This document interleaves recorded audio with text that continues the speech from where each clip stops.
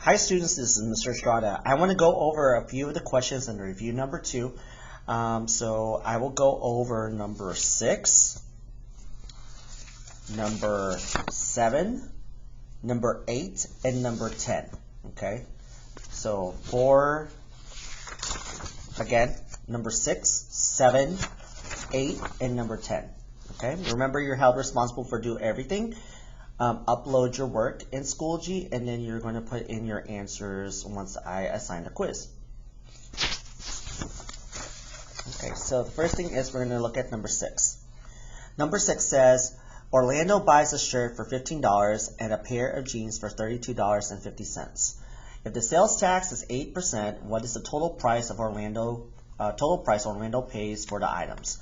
Okay, so I'm going to put this over here so you can be able to see this. Now, sales tax, what you need to do is that you need to add up the, you have to find out the sum or the total of the two things that Orlando bought, which in this case is the shirt and the jeans together. And then you're going to multiply the total with the sales tax to get the actual tax itself. Sales taxes is everywhere that we buy, and you find it in the receipts. So this is the main reason how you're going to be able to calculate. Okay, so 15 plus $32.50. Okay, bear with me here.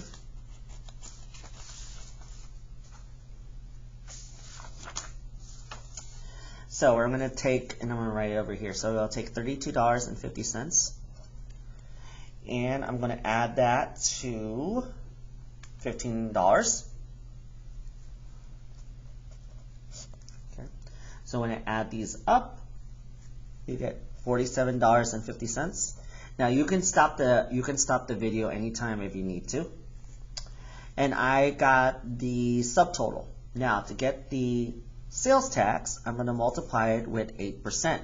Now to get the 8%, to put it as a decimal, remember you have to move the decimal 2 places to the right, okay, or to the left, excuse me.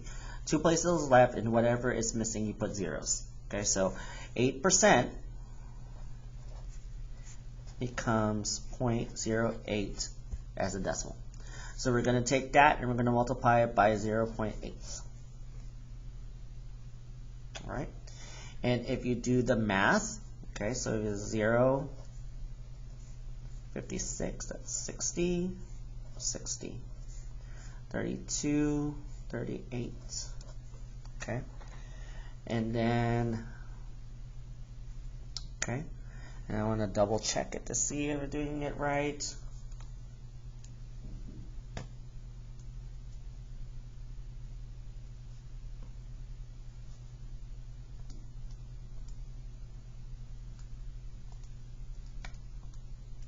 Okay, great. So from here, you can add the zeros if you want to after that. Okay, add them up. This is going 2 places to the decimal, okay? Oh, right here. 2 decimal places right here, so that's 2. This is 2 places over here, 2, so that is equal to 4. So over here, we're going to move it 1, 2, 3, 4, right here. So now this becomes $3.80. So this is your tax, all right?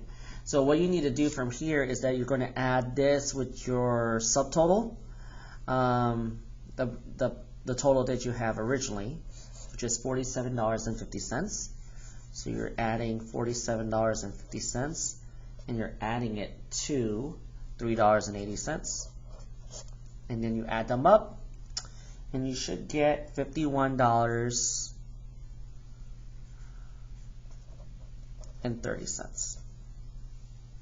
So there you go. That's number 6. So when you're seeing a tax, if you're seeing taxes, that means you are going to add them up, multiply it by the decimal, the actual percent of the taxes, but you have to transform it into decimal. And then after that, once you get your tax, you have to add it to the original price to get the actual new price of the total.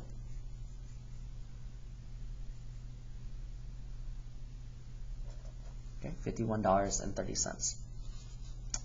Okay, the next one is number 7. Number 7 says Shelby purchased a coat for $101.50 that was regularly priced as $145, not including tax. What percent did Shelby save by purchasing the coat on sale? So there's a special formula that goes along with this, and I'm going to write it on here. And it is, I put a tutorial video in Schoology so you can use that as access. And please write this down.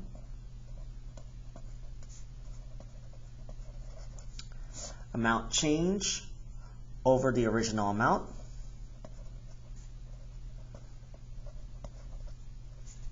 times 100. Okay, so the amount change over the original amount times 100.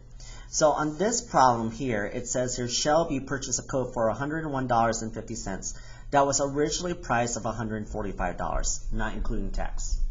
What is the percent that Shelby saved by purchasing the coat on the sale? So on this problem, I'm going to do this over here so you can maybe look at it. The original amount in this case is going to be $145 because that was originally the regular price before it was changed. Okay, so to get the amount changed, what you can do is take the two. I'm going to set this up so you have an idea.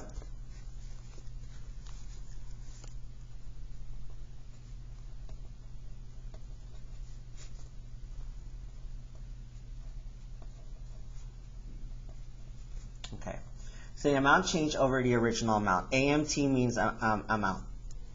Okay, so the amount changed, we're going to subtract the two numbers that was given. So we have $145 minus $101.50. Okay, that will be in the numerator part of the fraction. Then the original amount is what is regularly priced, okay, before the change. So in this case, it's $145. So we're going to take this, we're going to subtract and do that. So if I do the subtraction here, so I'm going to put it here on the side, $145 minus $101.50. Okay, I'm going to do the subtraction here, 4, 1, 5, 3, 4. Okay, so $43.50. Okay, so $43.50. We're going to take that and divide it by $145. Okay, and then after that, once you do the actual amount, when you do the division, you're going to take that number and multiply it by 100, and then that will give you your percent. So you're finding out what is the percent that she saved from the original to the new. And so in this case, how much you save in that time frame? 30%.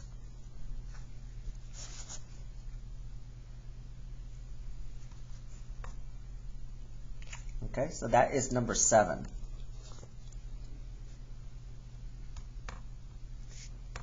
Now, number 8, I'm going to read this to you. Number 8, which of the following scenarios represents the greatest percent change?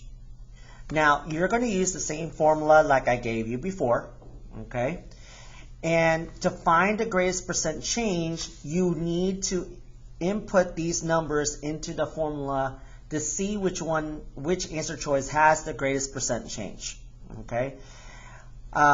If you read each statement, you have to identify what is the original amount or the original amount and to put it in there, because if you get the two mixed up, then you're going to get the wrong answer.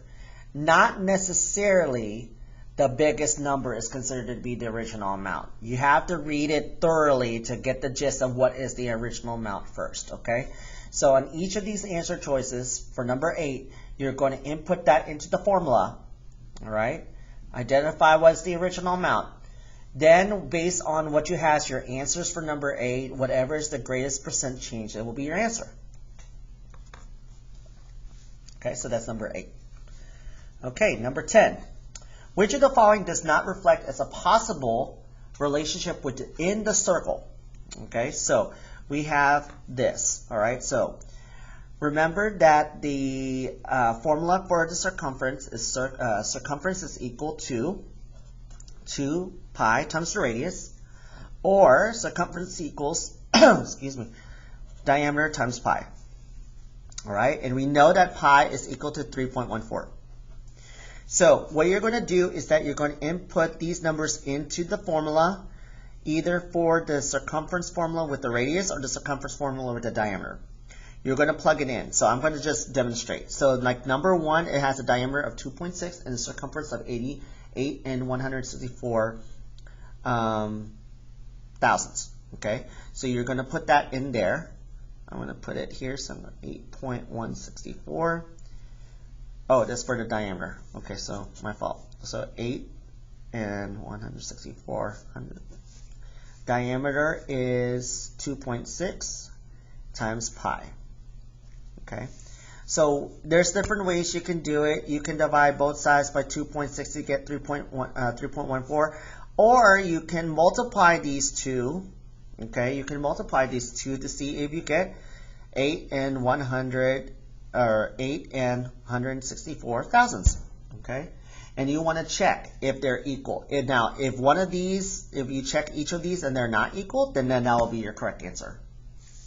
Okay, so I hope that is going to help you answer these questions. If you have any additional questions, you can message me or you can see me in the tutorials. Take care. Bye-bye.